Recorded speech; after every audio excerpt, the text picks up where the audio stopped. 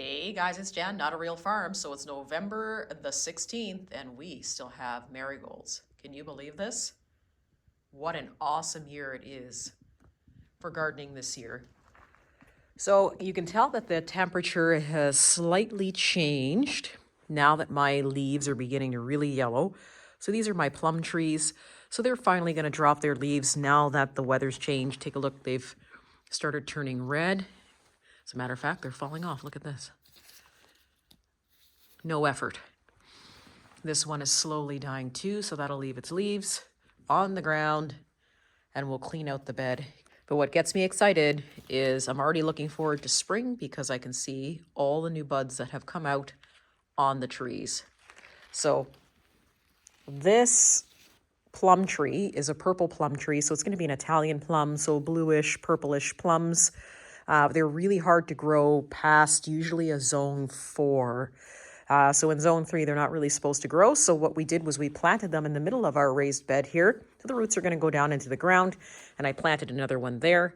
And then what we're going to do is we're going to have 2 fully fruiting plum trees here in the springtime, which will also help us with pollination as well. If you take a look down here, we still have our huckleberries. Now what I've decided to do with these, instead of pressuring myself to can them right away, and they're still flowering, good grief, is I'm going to actually take the ones that are ready and we are going to freeze them. Save some of the seed, but freeze them. We're still getting a lot of green ones, so you never eat green huckleberries because they're actually poisonous. But this has been a great year for growing. I even still have Swiss chard.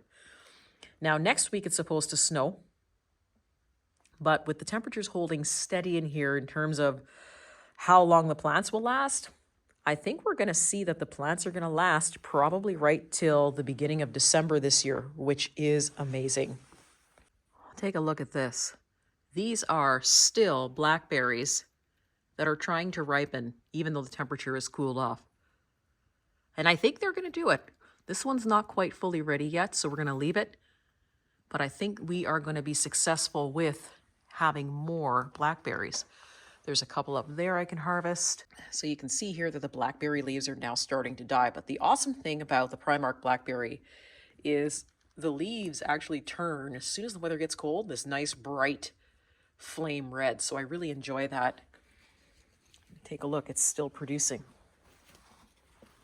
Look at all those blackberries. So we'll be able to pick some of those. But these guys actually, I have to trim these once we pick the fruit off of them because they're so tall.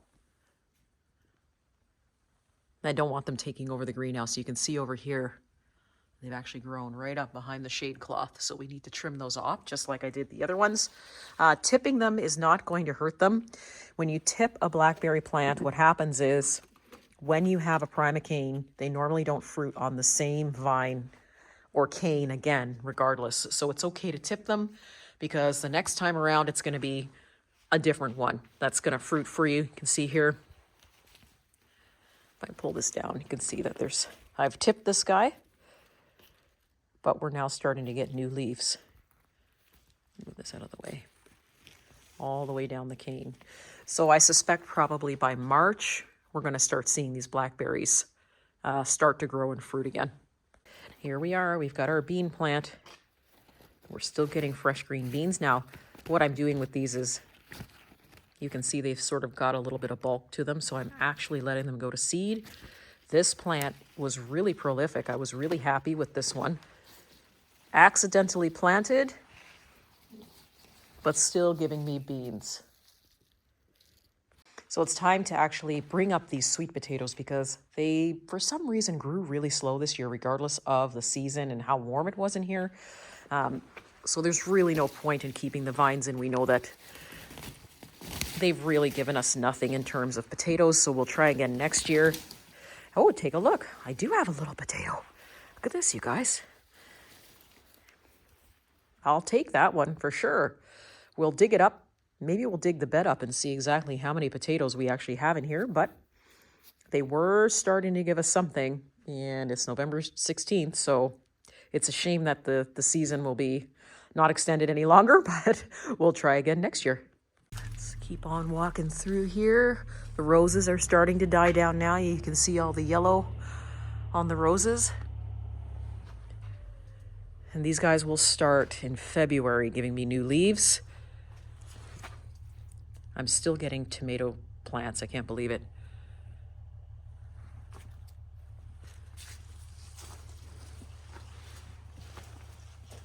You know what really is really cool is I cannot believe that the greenery hasn't died. The greenery is holding on. This one is still giving me baby tomatoes. Look at this. Look at the peppers. These are my fish peppers, so they're going to be a hot pepper. Look at that.